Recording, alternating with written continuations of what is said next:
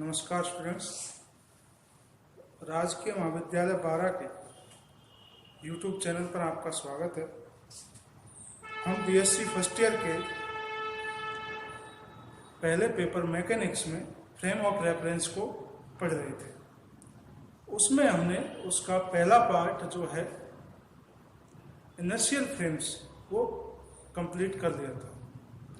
उसके अंदर हमने देखा कि हमने दो फ्रेम्स का कंपेयर किया था। एक फ्रेम स्टेबल है जबकि दूसरा उससे नियत या कांस्टेंट वेलोसिटी से मूव कर रहा है, और उन दोनों के कोऑर्डिनेट्स वेलोसिटी, एक्सेलरेशन, फोर्स में हमने ट्रांसमिशन समीकरण को समझा था, उन्हें डेरिवेटिव किया था। अब हमने उसके बाद थोड़ा सा नॉन इनर्शियल फ्रेम्स पढ़े थे। नॉन इनर्शियल फ्रेम्स क्या होते हैं कि ऐसे फ्रेम्स जिसमें ऑब्जेक्ट या पार्टिकल या सिस्टम उस पर कोई फोर्स नहीं लग रहा हो, लेकिन उस फ्रेम की गति के कारण, उस फ्रेम के मोशन के कारण उसमें ऐसा लग रहा है कि उस पर बल लग रहा हो या उसकी गति, त्वरित गति हमें दिखाई दे।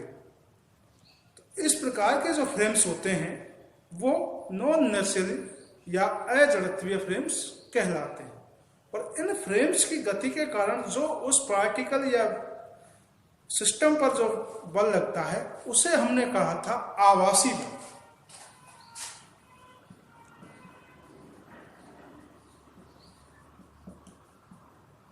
और इसका हमने एक उदाहरण दिया था लिफ्ट।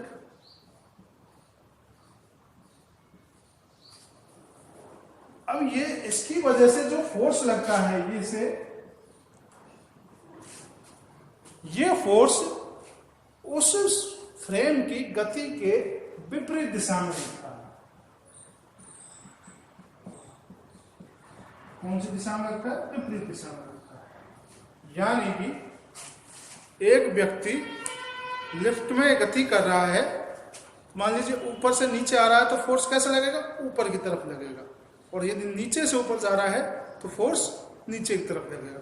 इसी के कारण उसको अपने भार में थोड़ा बहुत परिवर्तन महसूस होता है। जब भी आप कभी लिफ्ट में गति करें, लिफ्ट में का यूज में लें, तो आप इस चीज़ को महसूस करोगे कि हमारे जो, यदि हम ऊपर से नीचे जा रहे हैं तो हमें थोड़ा सा ऐसा लगता है जैसे हमारी वजन में कमी आ गई। वो उसका कारण यही है कि उसकी आभासी बल लगते हैं उसकी गति के कारण, और उससे कैसे कहते हैं, उस कौन सी डायरेक्शन लगते हैं? विपरीत दिशा में लगते हैं। इसके कारण उसमें भार में कमी आती है। अब उसी प्रकार का एक बल है कोरियोलिस बल, और उसका आज का हमारा टॉपिक है कोरियोलिस बल या कोरियोलिस फोर्स। ठीक है। अब ये बल कैसा होता है? ये बल इस प्रकार का होता है कि मान लीजिए एक फ्रेम ऑफ रेफरेंस ये ऐसे है, ये स्टेबल है, इसे हम आर एस कहें। ये वाई डायरेक्शन हो गई इसकी, एक्स, और ये जेड डायरेक्शन।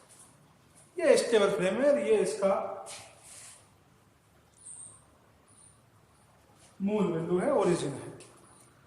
अब हम एक दूसरा फ्रेम अज्यूम करते हैं जो उसका मूल बिंदु तो ओ ही हो, लेकिन वो इसके ऊपर इस तरह से रोटेट कर रहा हो, यूं इस तरह से क्या कर रहा हो?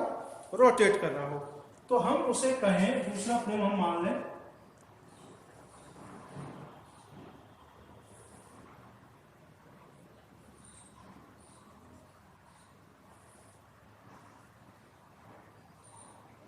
ये हो गया, इसको हमने नाम दिया था एस, तो ये मान लिया रोटेटिंग फोर्स आर, आर इसका नाम दिया।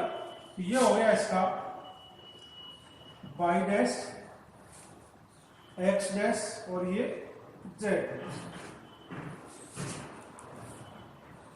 अब कोई पार्टिकल है जो इस पॉइंट पर है पी पर, और उसका पोजीशन हम यहां से देखें तो ये पोजीशन आएगी ओपी, यहां से यहां तक ओपी आएगी। और पहले फ्रेम एस में इसके कोऑर्डिनेट्स होंगे एक्स, वाई और जेड, जबकि आर फ्रेम में इसके कोऑर्डिनेट होंगे X dash, Y dash, Z dash. Time दोनों में सेम है। अब पहले फ्रेम में भी ये ओपी, ये डायरेक्शन है, दूसरे फ्रेम में भी ये डायरेक्शन है। तो इसके जो पोजीशन वेक्टर है R vector equal to R dash vector. भाई ओपी तो दोनों में कैसी है, सेम है, सेम डिस्टेंस है। अब यदि हम फ्रेम एस में बिंदु P का स्थिति सदिश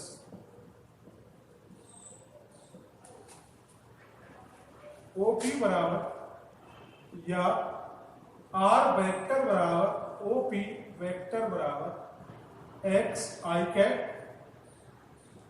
बाई जे कैप जेड के कैप, ये इक्वेशन नंबर। आई जे के यहाँ यूनिट वेक्टर है जो इसके अक्षों की डायरेक्शन को दिखाते हैं, ये आपको बताने की जरूरत नहीं है। इसी प्रकार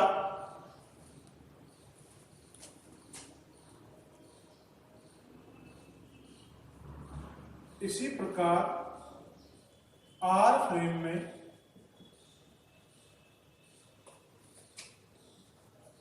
are dash vector OP vector बराबर X dash I cap Y dash J cap और जेड डैश के कैप, ये इक्वेशन नंबर 2। ठीक है, दोनों में हमने इसके पोजीशन वेक्टर निकाल लिए, लेकिन हमने देखा कि ओपी तो कैसा है, सेम है। भाई ये तो ये जो स्थिति वेक्टर है ये सेम है, तो इसको हम क्या लिख सकते हैं कि आर डैश वेक्टर बराबर R vector is equal to X I cap plus Y J cap J dash X dash Y dash, sorry इसमें जो इसके यूनिट वेक्टर होंगे वो भी डैश में ही होंगे। ठीक है, इसका पोजीशन वेक्टर यूनिट वेक्टर अलग होंगे, एक्स के अलग होंगे तथा आर के अलग होंगे। Dash dash plus Z dash K dash, ये इक्वेशन नंबर। और समीकरण 3 ही समीकरण 3 उपरोक्त फ्रेमों में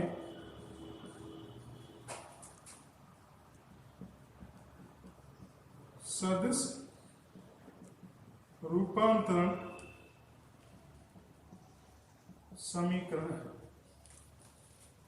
भाई सदिश का रूपांतरण हो रहा है, आर का रूपांतरण किसमें, आर का रिलेशन किसमें है, एक्स डैश में है। आर का रिलेशन किसमें है, दूसरे वाले फ्रेम के कोऑर्डिनेट्स में है। तो ये उसका सदिश रूपांतरण समीकरण या वेक्टर ट्रांसफॉर्मेशन इक्वेशन होगा। अब हम यहां से पहली कंडीशन देखते हैं, वेग का रूपांतरण।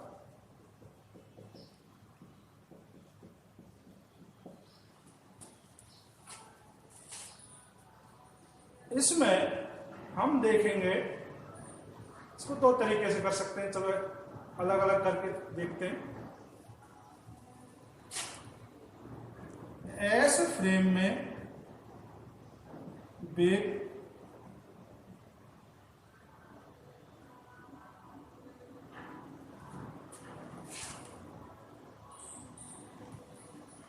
एस फ्रेम में वेग क्या होगा, बी बराबर D R upon D T. और एक्स फ्रेम में ये कैसे है, एक्स फ्रेम में आई जे के कैसे है, यूनिट वेक्टर है, कांस्टेंट है, इनकी डायरेक्शन सेम रहती है। ये आर वेक्टर, तो D X upon D T I cap D Y upon D T J cap D Z upon D T K cap. ये इक्वेशन नंबर 4। ये हम इसको आगे काम करेंगे इसलिए पहले ही लिख रहे हैं। तथा आर फ्रेम में वेग,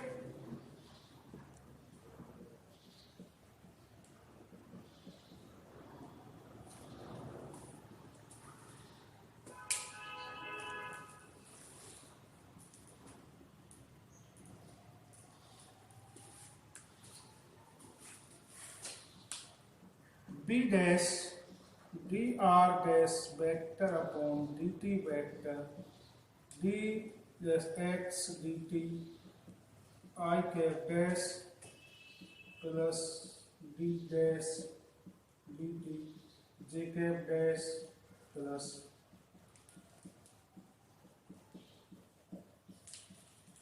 ये इसका आर फॉर्म में इक्वेशन है।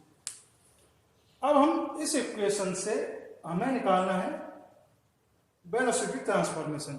तो इस इक्वेशन का इसका उपयोग करके हम निकालते हैं समीकरण 3 का समय के सापेक्ष अवकलन करने पर।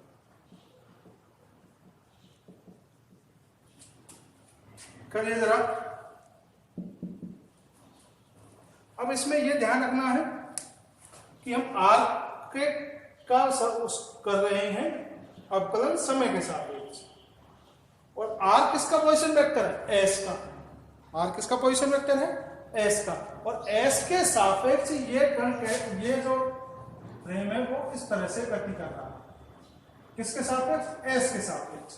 तो एस के सापेक्ष आई डैश जे डैश और के डैश तीनों में क्या होता है, परिवर्तन होता है। समय के सापेक्ष क्या होगा, परिवर्तन होगा। तो जब हम टी के सापेक्ष अवकलन करेंगे तो इनका में भी परिवर्तन हमें दिखाना पड़ेगा, या इसमें परिवर्तन को हम कैलकुलेशन में काउंट करेंगे। तो करिए जरा। D R dash D are vector upon D T, पहले हम एक्स डैश इनका कर लेते हैं, D x dash D T I dash plus D by D T J dash K dash आ गया। अब हमने x कर लिया, y का कर लिया, अब सेकंड पार्ट का करेंगे, plus x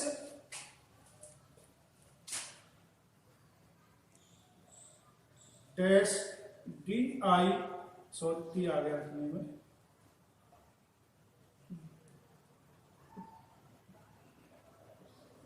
I cap dash upon D T plus by dash D J dash upon D T plus J dash K dash upon D T.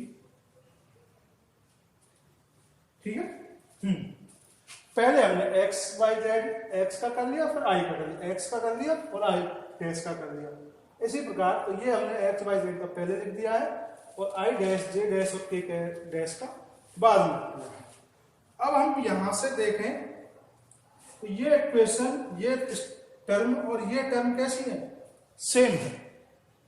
तो इसकी जगह हम क्या लिख सकते हैं, इसकी जगह हम लिख सकते हैं, और ये टर्म है, तो हम यहां से लिख सकते हैं B dash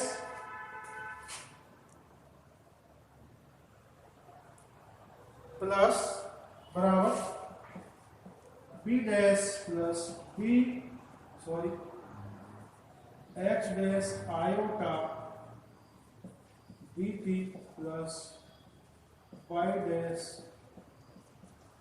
D T plus K dash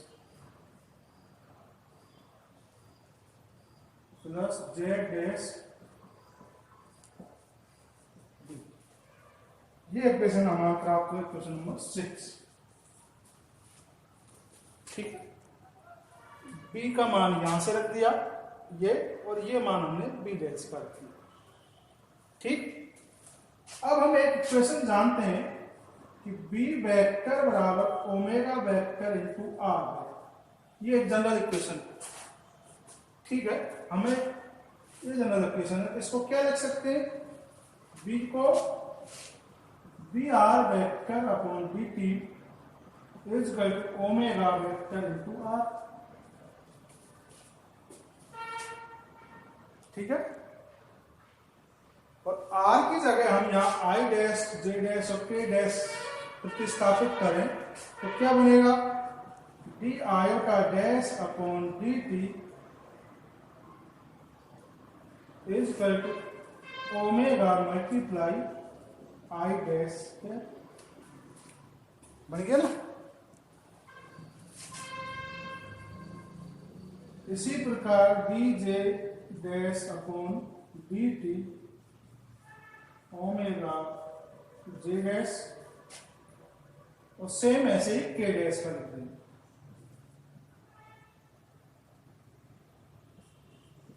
K dash upon D T is equal to omega multiply K dash.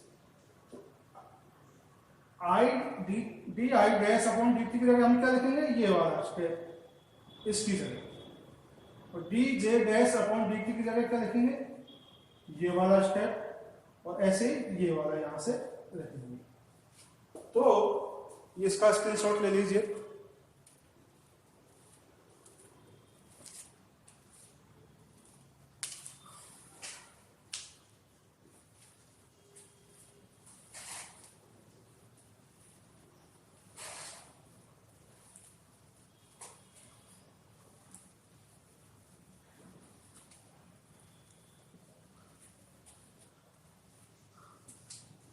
तो अब हमारा इक्वेशन बना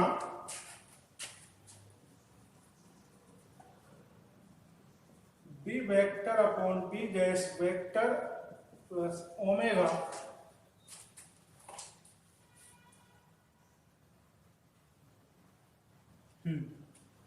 ये मान रखेंगे हम x, सॉरी ये x है, x dash omega multiply I dash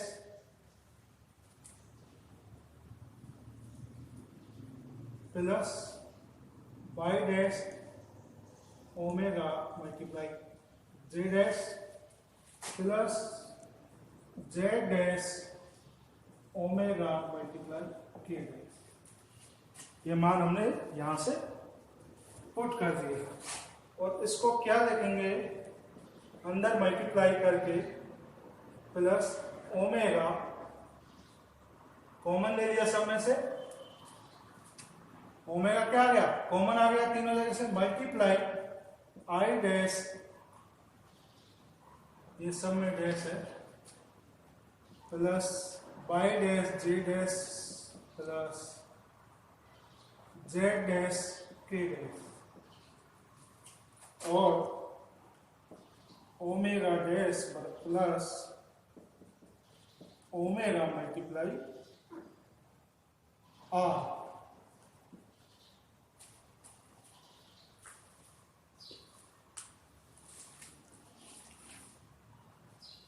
omega multiply R, इसकी वैल्यू जो हमने पहले क्वेश्चन नंबर 3 दिया था उससे ये आती।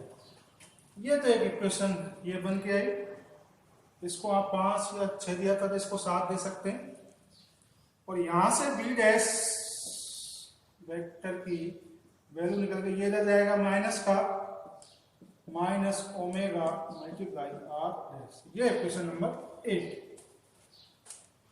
और इक्वेशन नंबर 8 बी डैश किस में है, आर फ्रेम में, और ये सारे जो वो है टर्म है वो आई एस की है। तो ये कैसा हो गया हमारा वेग रूपांतरण समीकरण।